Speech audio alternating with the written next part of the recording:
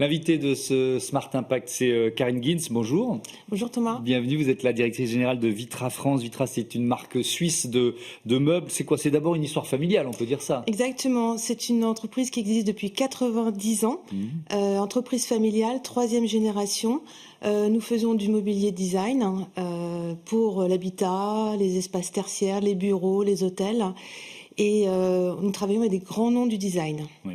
Avec cette question de la durabilité, de la recyclabilité, enfin, depuis quand et à quel point ça fait partie de la stratégie d'une entreprise comme Vitra? Alors, ce qui est intéressant dans une entreprise familiale, c'est qu'on choisit complètement sa stratégie.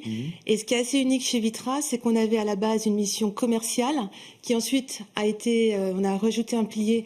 On a une mission commerciale et culturelle. On a un campus où on a des musées. On va mettre en avant l'aspect architecture, art, design. Et donc la 3e génération, notre PDG Nora Felbaum a rajouté un pilier environnemental dans notre mission. Donc tout ce que nous faisons, bien évidemment les produits, mais au-delà, nos infrastructures, même les musées, on aura pour vocation à réfléchir à l'aspect environnemental. Avec, alors, il y a beaucoup de thèmes et d'exemples à donner, mais on va s'appuyer sur le tout dernière innovation développée en partenariat avec BASF. Alors, c'est une mousse, mousse de polyuréthane recyclé. De quoi on parle? Pourquoi? En quoi elle est innovante? Alors la mousse, vous voyez, c'est le rembourrage en fait que vous voyez soit dans les matelas, dans les fauteuils, dans les sofas, donc il y en a beaucoup. C'était un petit peu la bête noire parce que c'est une mousse qui est une fois formée, on n'arrivait plus en fait à lui faire changer de forme. Donc en fin de vie, elle était brûlée. Donc nous, avec BASF, on a une longue histoire, parce que je pense qu'un des piliers de Vitra, c'est également tout l'aspect innovation et R&D. Et donc, ça fait 3 ans qu'on travaille sur cette mousse pour essayer de la transformer. Et donc, grâce à un nouveau processus chimique, on a trouvé une manière de la reliquidifier.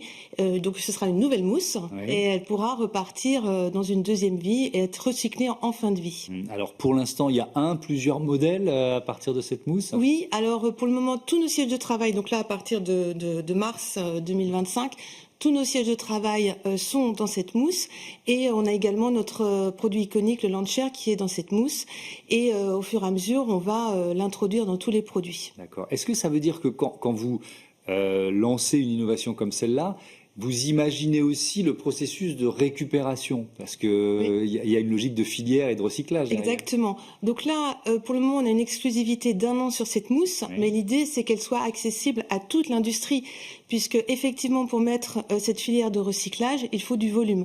Donc déjà, pour repérer la mousse, aujourd'hui, si vous regardez un sofa, la mousse est blanche. Donc là, on l'a légèrement grisée pour qu'elle soit reconnaissable.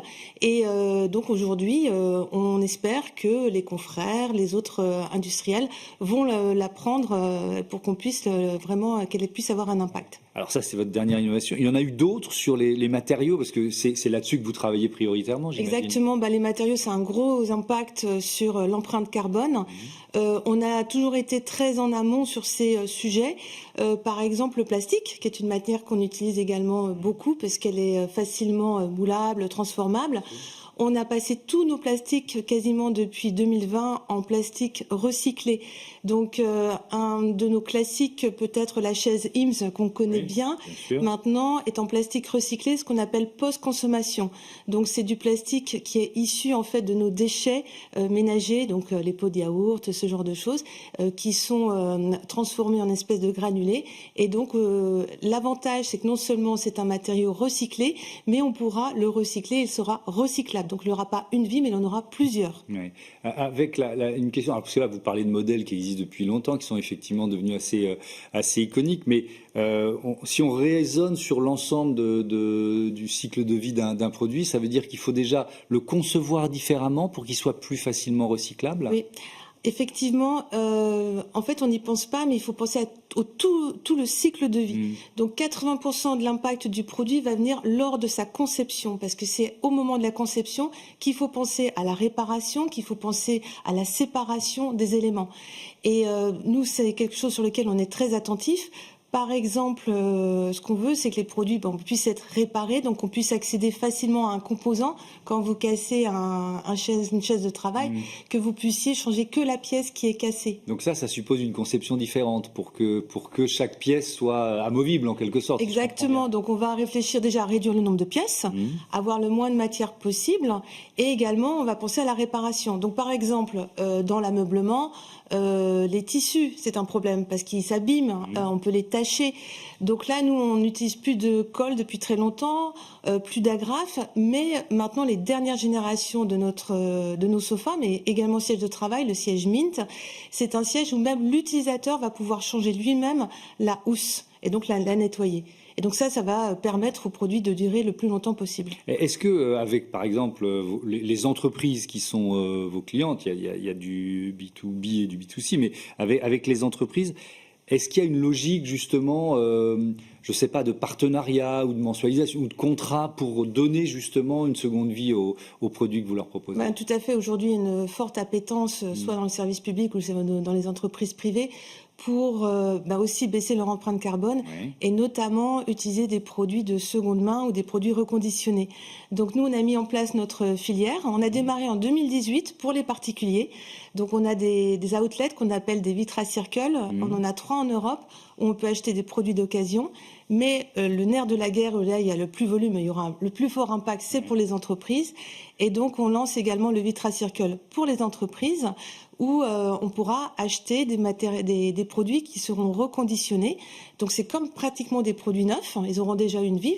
Chez nous, les produits peuvent avoir 20 ans, 30 ans d'utilisation. Donc on a des produits qui peuvent être remis en état et repartir pour 10 ans, pour 15 ans, et ils auront une nouvelle garantie. Ça veut dire que dans ces Vitra Circle Store, il y a des espaces d'entretien, de réparation, c'est ça? Oui, il y a des ateliers de réparation. Donc on peut... des ateliers de réparation, mais pour les entreprises, c'est encore mieux. On va utiliser la chaîne de montage des produits neufs. Donc un des classiques de chez Vitra, c'est l'aluminium groupe. On va... Donc ça veut dire qu'une entreprise, elle peut vous renvoyer après l'avoir utilisé pendant 10, 15, 20 ans. Exactement. Alors qu'est-ce que vous faites après? Ce qui est génial, c'est que parfois, quand on a acheté un produit à 15 ans, peut-être que la finition nous plaît plus. On peut avoir des résines, on veut passer en tissu. La couleur ne va plus, on va changer la couleur. Parfois, les normes ont changé. Maintenant, les produits sont plus grands, donc on va pouvoir aussi adapter la hauteur. On peut faire énormément de choses. On peut repolir également les surfaces pour les rendre neuves.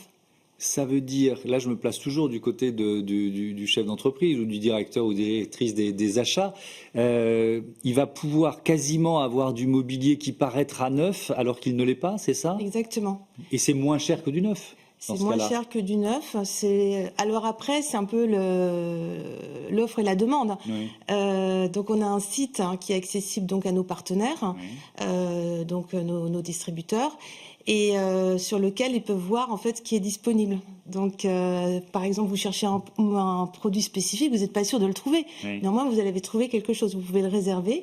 Et donc l'avantage également pour les entreprises, c'est l'aspect RSE, parce que avoir un produit d'occasion ou de seconde main ou reconditionné, par rapport à du neuf, vous pouvez réduire de 90% l'impact environnemental.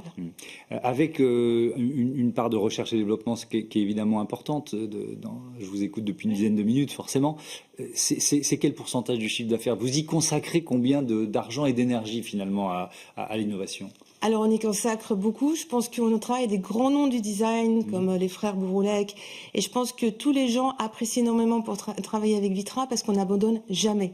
BASF, c'est pas un partenariat de 3 ans, c'est un partenariat de 40 ans. Donc voilà.